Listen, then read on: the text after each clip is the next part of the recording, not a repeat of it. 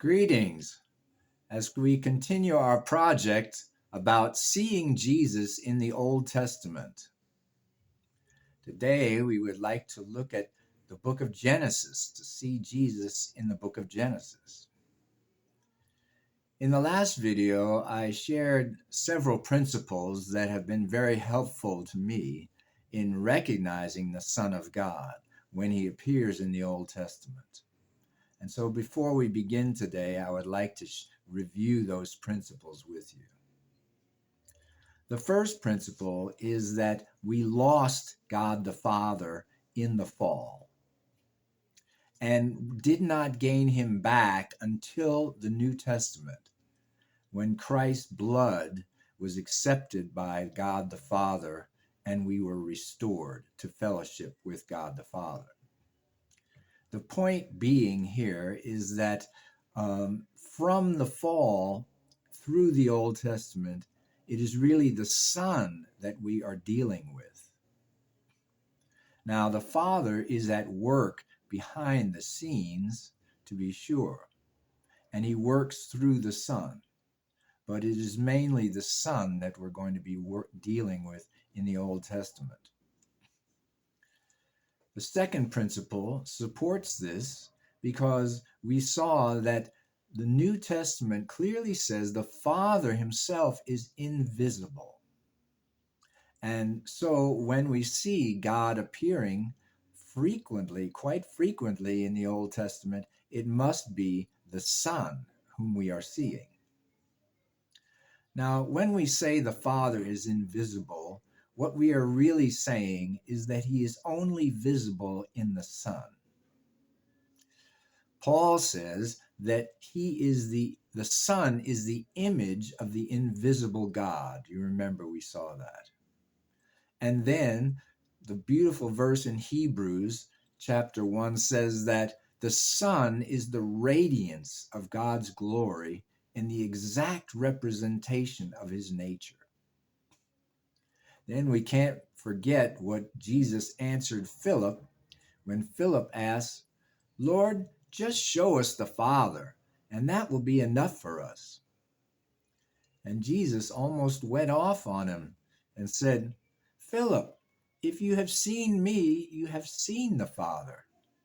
How can you ask, 'Show us the Father'? Don't you believe that the Father is in me and I am the Father?" So the Son reveals the Father.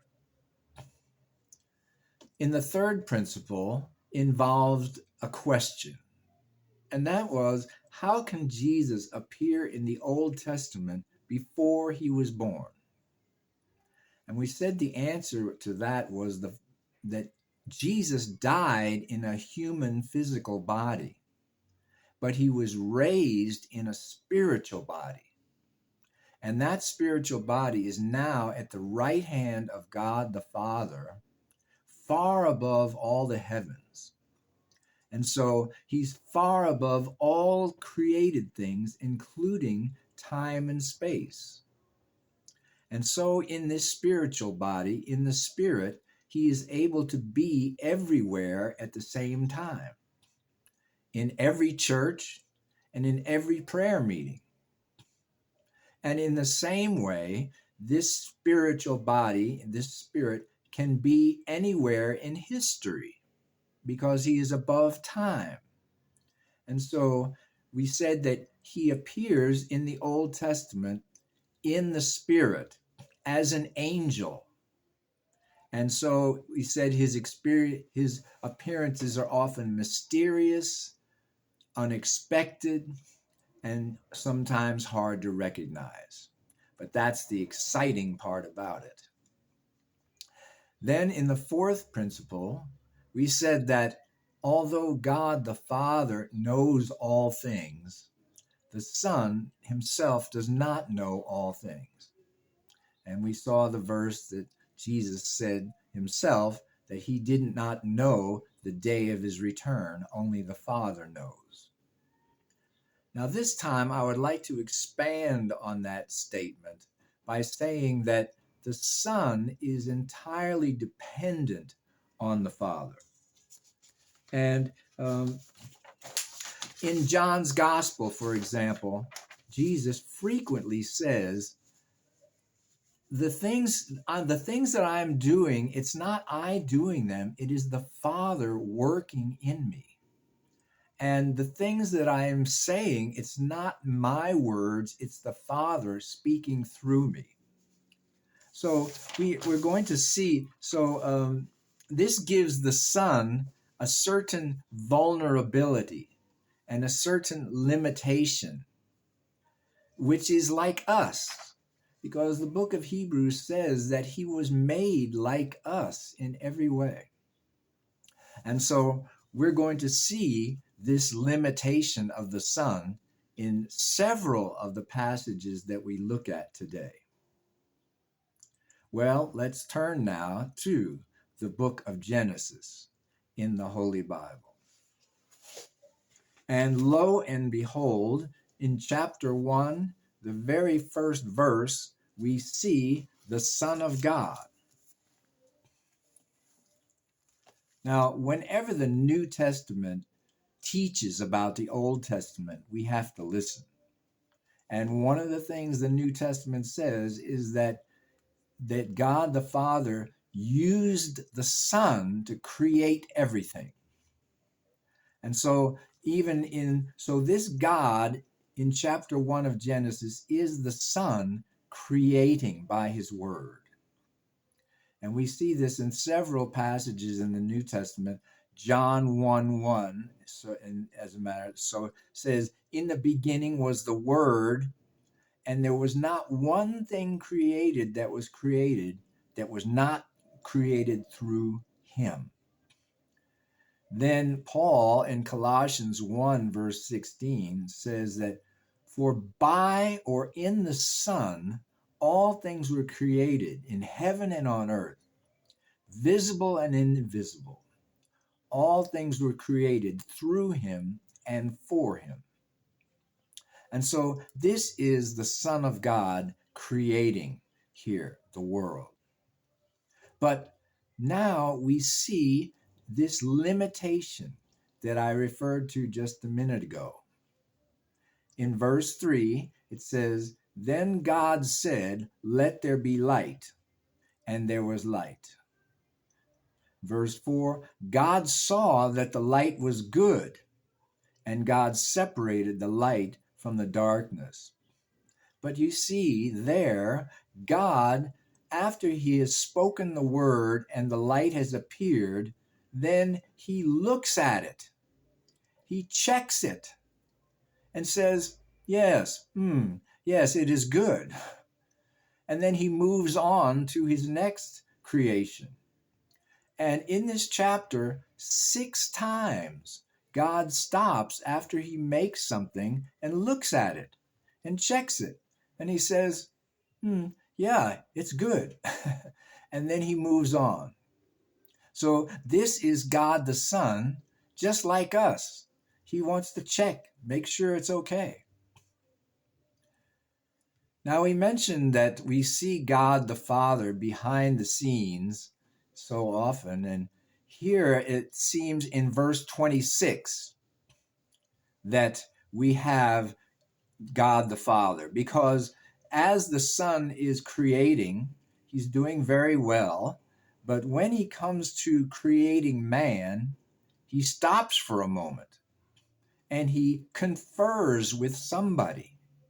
You can see he says, verse 26, then God said, let us make man in our image, according to our likeness, and let them rule, etc. So he's talking to somebody. Now, some people say, well, it could be the angels in his heavenly court that he's talking to. But we are not made in the image of God. And it clearly says here that we were made in God's image. So most likely, very, very likely, this is God the Father the Son is conferring with here.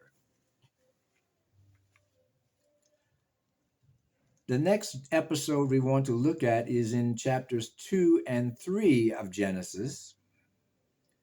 And here, the Lord God appears in bodily form.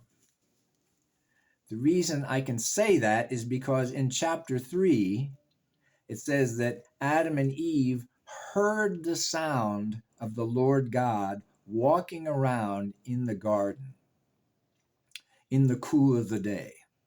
And so they hid themselves. And so to Adam and Eve, this was the Lord God coming to visit them as one of them in a body. And so they hid from him.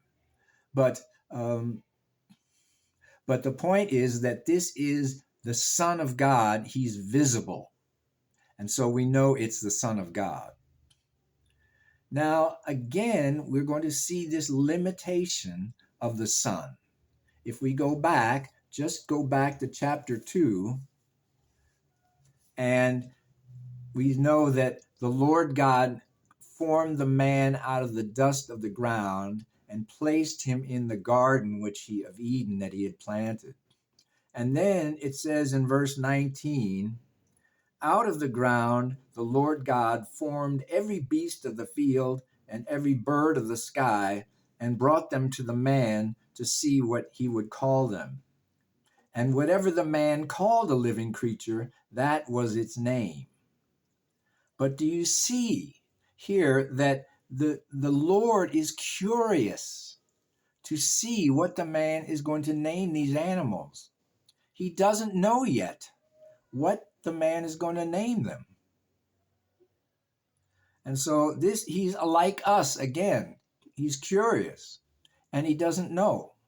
But then when the man names whatever the man called a living creature, that was its name. And I can see just the Lord saying, oh, yeah, oh, so that's a horse. Oh, okay. Now, the last passage we're going to look at in this video is chapter 6. Chapter 6. And the background here is that the world is becoming very corrupt. And it has gotten so evil that the Lord decides to wipe it out with the flood. We know this story. But starting with verse 5, listen to the scriptures. Then the Lord saw that the wickedness of man was great on the earth, and that every intent of the thoughts of his heart was only evil continually. The Lord was sorry that he had made man on the earth, and he was grieved in his heart. The Lord said, I will blot out man whom I have created from the face of the land, from man to animals, to creeping things, and to birds of the sky, for I am sorry that I have made them. Now, this is one of the two places in the Old Testament where God says he made a mistake. He's saying, I wish I had never done this. And so this is mind-boggling, to see this, but it's this is the Son of God speaking here. Well, I'm going to stop this video because I'm trying to keep these videos to 15 minutes, but we will continue with Genesis in the next video.